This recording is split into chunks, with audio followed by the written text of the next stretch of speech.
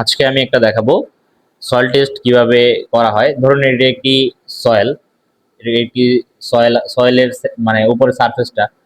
তো এখানে আমি যখন এই সয়েল ইনভেস্টিগেশন করব, সয়েল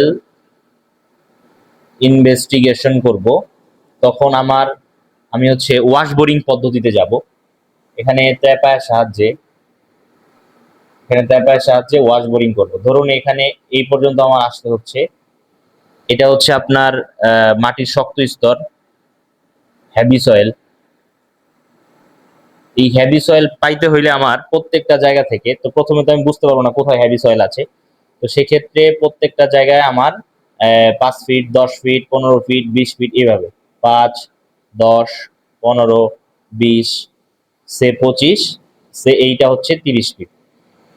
তো এই 30 ফিট পরে আমি হেভি সয়েল পাবো। তো এইটা প্রত্যেকবার আমার এখানে ওয়াশ বোরিং করার পর হচ্ছে এরকম একটা চাকতির সাহায্যে 63.5 কেজি ওজনের একটি হ্যামার ধারা আমি এখানে আঘাত করব।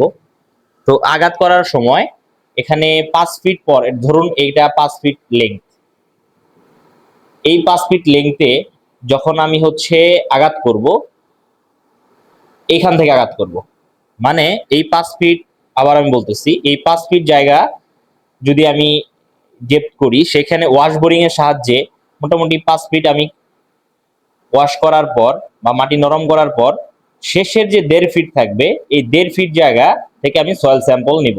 এখান থেকে আমি স্যাম্পল কালেক্ট করব। তো এখানে 6 ইঞ্চি, এখানে আবার 6 ইঞ্চি, এখানে আবার 6 ইঞ্চি।